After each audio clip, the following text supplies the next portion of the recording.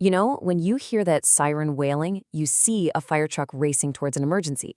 But what you don't see is that long before that alarm ever rings, another first response has already happened.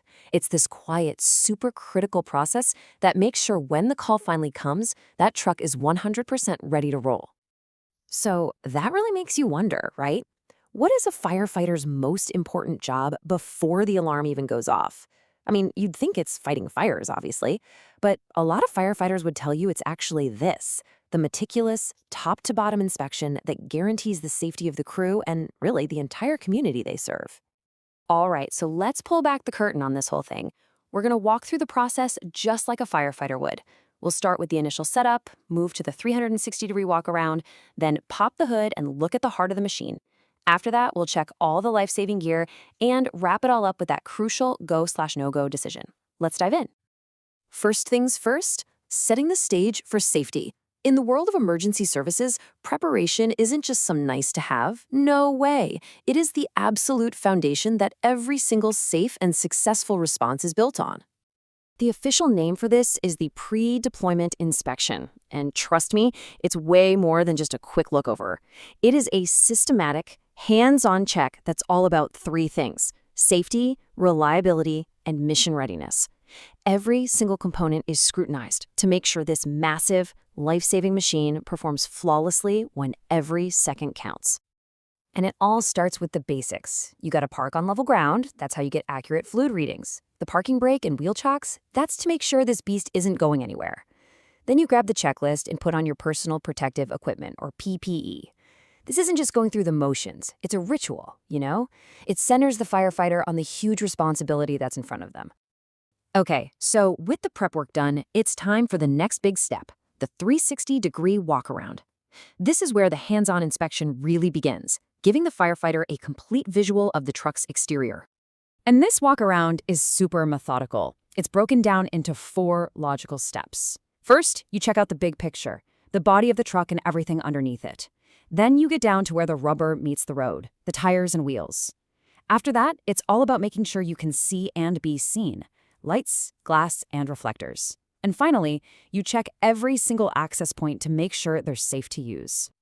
The level of detail here is just incredible.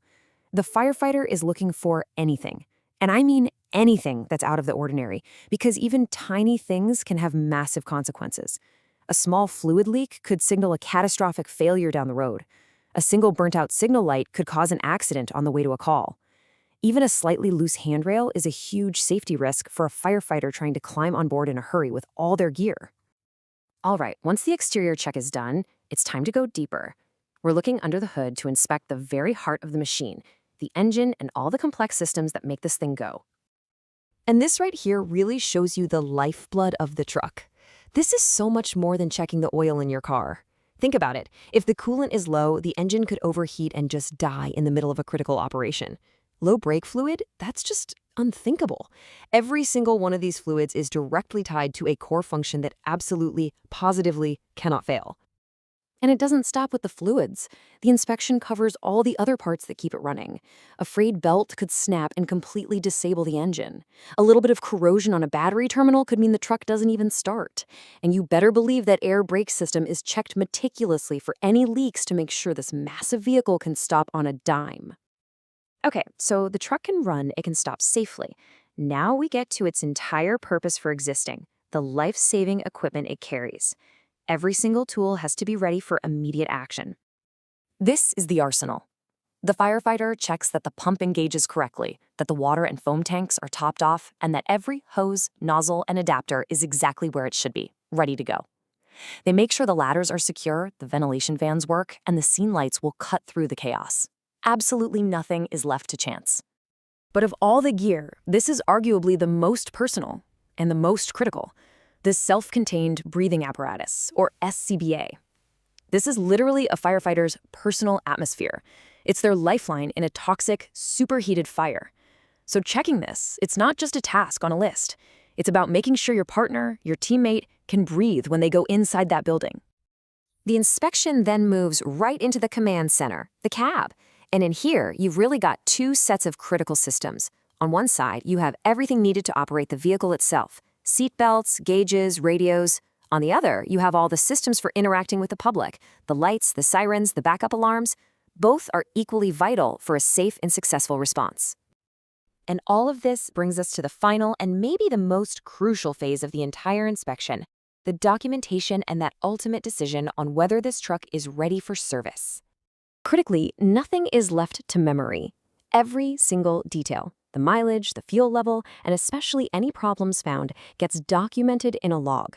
This creates a detailed history of the vehicle and ensures total accountability.